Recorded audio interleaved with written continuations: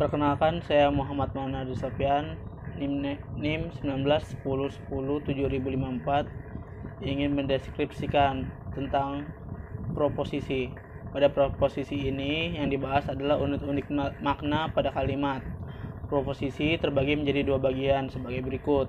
1. Argumen, hal-hal yang dibicarakan. Dan 2. Prediksi, pernyataan yang dibuang mengenai argumen.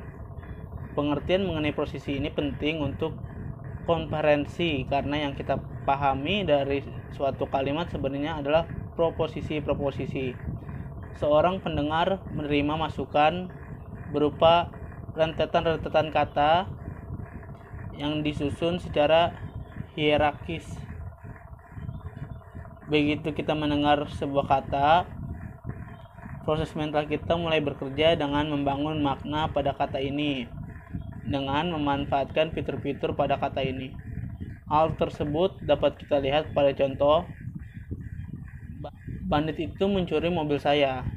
Pada saat kita mendengar kata bandit, muncullah dalam benak kita fitur-fitur semantik manusia, jantan, perilaku negatif, dan sebagainya. Kata tua menambahkan fitur berumur lanjut, dan itu menambahkan lagi fitur definite dan bukan genetik.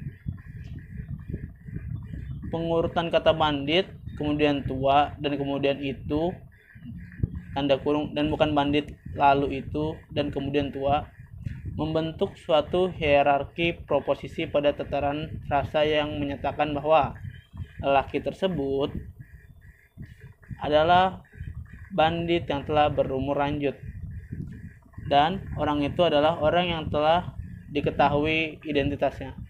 Sekian, terima kasih. Nah, untuk selanjutnya materi yang akan saya bahas adalah ambiguitas. Apa sih yang dimaksud dengan ambiguitas? Ambiguitas atau ketaksaan adalah bagian dari makna dari sebuah pengutaraan. Ambiguitas dapat terjadi dalam berbagai tatanan bahasa, frasa, klausa, dan kalimat. Ambiguitas atau nomina atau kata benda dari ambigu atau adjektiva atau kata sifat. Yang pertama, sifat atau hal yang berarti dua. Kemungkinan yang mempunyai dua pengertian, taksa, dua ketidaktentuan dan ketidakjelasan, dan yang ketiga kemungkinan adanya makna yang lebih dari satu atas suatu karya sastra. Yang keempat, kemungkinan adanya makna lebih dari satu di sebuah kata, gabungan kata atau kalimat. Ambiguitas berasal dari bahasa Inggris yaitu ambiguity, yang berarti suatu konstruksi yang dapat ditafsirkan lebih dari satu arti. Ambiguitas sering juga disebut dengan ketaksaan. Apa sih yang dimaksud ketaksaan? Ketaksaan dapat ditafsirkan memiliki lebih dari satu makna akan sebuah konstruksi sintaksis. Tidak dapat dipungkiri keambiguan yang mengakibatkan terjadinya lebih dari satu makna ini dapat terjadi saat pembicaraan lisan ataupun tertulis. Saat pembicaraan lisan mungkin dapat diantisipasi dengan pengucapan yang agak perlahan. Sedangkan untuk yang tertulis mungkin kurang sedikit saja tanda baca, maka kita akan menafsirkan suatu kalimat atau kata itu menjadi berbeda dari makna yang diinginkan oleh penulis tersebut. Apa sih yang menyebabkan kata itu menjadi ambiguitas? Ciri-cirinya adalah yang pertama adanya pelepasan kata, yang kedua keterangan mendahului, dan yang ketiga kontaminasi kerancuan, keempat letak jeda, dan yang kelima asal-usul. Yang pertama, secara fonetik kegandaan makna terjadi karena adanya persamaan bunyi pada sebagian suku katanya. Contohnya beruang bisa bermakna orang yang mempunyai banyak uang atau bisa juga nama binatang beruang. Yang kedua, secara leksikal kegandaan makna terjadi karena adanya dua kata yang memiliki bentuk yang sama. Contohnya genting bisa bermakna gawat ataupun atap rumah. Nah, untuk yang ketiga, secara gramatikal, kegandaan makna terjadi karena kata itu bergabung dengan kata-kata lain dan umumnya berbentuk kalimat. Contohnya, yang pertama ada istri pegawai yang gemuk itu berasal dari Surabaya. Dan yang kedua, saya telah memiliki buku sejarah demokrasi yang baru. Dan yang ketiga, sumbangan kedua sekolah itu telah kami terima. Kalimat-kalimat yang saya sebutkan tadi di atas memiliki makna ambigu atau makna ganda, sehingga dapat membingungkan orang yang membacanya. Pada kalimat 1, siapakah yang gemuk, pegawai atau istrinya pegawai? Kalimat itu memang mengandung dua makna. Yang pertama, yang gemuk adalah pegawai, atau bisa jadi yang kedua, yang gemuk itu istrinya pegawai. Dan untuk kalimat yang kedua, apanya yang baru, bukunya atau sejarahnya atau demokrasinya? Kalimat itu bisa bermakna ambigu. Yang pertama, bukunya yang baru atau demokrasinya yang baru dan atau sejarahnya yang baru. Dan pada kalimat yang ketiga juga terdapat makna ambigu. Yang pertama, ada 2 kali sumbangan yang diberikan oleh sekolah itu, atau yang kedua, ada 2 sekolah yang menyumbang.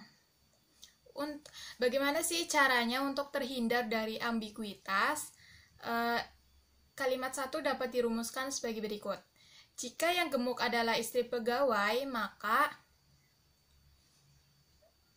dapat ditulis sebagai berikut. Istri pegawai yang gemuk itu berasal dari Surabaya.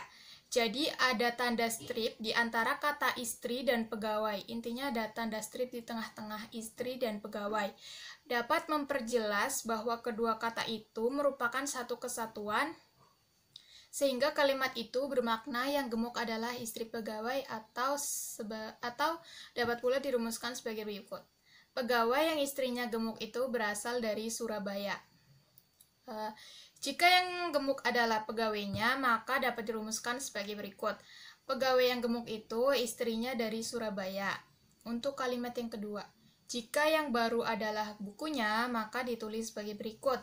Saya telah memiliki buku sejarah demokrasi yang baru, atau saya telah memiliki buku baru tentang sejarah demokrasi. Ini juga harus ditambahkan dengan tanda strip di antara kata sejarah dan demokrasi. Dan jika yang baru adalah sejarahnya, maka bisa ditulis sebagai berikut.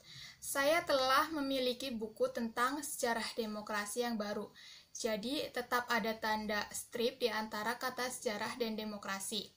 Dan untuk yang ketiga, jika yang baru adalah demokrasinya, maka bisa ditulis sebagai berikut. Saya telah memiliki buku sejarah tentang demokrasi yang baru.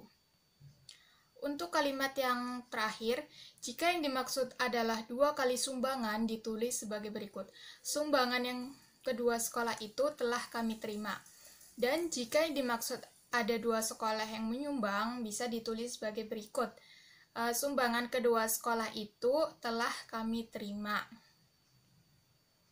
Untuk sekian materi ambiguitas dari saya. Terima kasih. Untuk selanjutnya, dipersilahkan.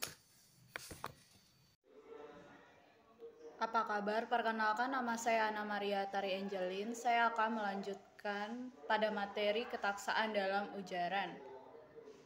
Ketaksaan dalam ujaran dapat disimpulkan bahwa ujaran taksa adalah ujaran yang maknanya dapat ditafsirkan bermacam-macam. Sebab terjadinya ketaksaan ini diantara lain adanya keharmonisan, kekurangan konteks, ketidakcermatan struktur gramatikal, dan kekurangan tanda baca. Pada adanya keharmonisan, yaitu adanya kesamaan ciri fisik kata atau leksem. Contohnya seperti ini. Minggu lalu saya bertemu paus. Paus pada kalimat ini menunjukkan ketaksaan karena belum jelas apa yang dimaksud pada kata tersebut, apakah yang dimaksud kepala gereja atau sejenis ikan besar. Kekurangan konteks merupakan tanda adanya kekurangan konteks yang menyebabkan ketaksaan. Jika konteks kalimat diperjelas, ketaksaan dapat diatasi. Contohnya, minggu lalu ketika berkunjung ke Roma, saya bertemu paus. Yang kedua, minggu lalu ketika berlayar di samudra, saya bertemu paus. Ada ketidakcermatan struktur gramatikal, meliputi struktur frasa, klausa, kalimat, dan wacana. Ketaksaan ketidakcermatan struktur gramatikal dapat terjadi pula pada konstruksi yang struktur gramatikalnya berterima, tetapi berbagai kendali semantik telah menimbulkan ketaksaan pada konstruksi tersebut. Contohnya, lukisan Ani. Terjadi ketaksaan, apakah yang dimaksud lukisan Ani tersebut? Apakah lukisan itu karya Ani atau lukisan itu menampilkan wajah Ani? Lalu ada kekurangan tanda baca. Biasanya ketaksaan kekurangan tanda baca ini hanya terjadi pada bahasa ragam tulis. Mengapa demikian? Karena pada ragam tulis tidak terdapat intonasi yang memperjelas maksud ujaran. Contohnya, buku sejarah baru. Terdapat ketaksaan apakah buku itu mengenai sejarah baru atau buku baru itu mengenai sejarah. Untuk menghilangkan ketaksaan tersebut dapat diberi tanda hubung. Misalnya, buku sejarah tanda hubung baru itu artinya sejarah baru. Lalu ada buku tanda hubung sejarah baru, itu berarti buku baru itu mengenai sejarah. Sekian dari kelompok kami, kurang lebihnya mohon maaf dan terima kasih.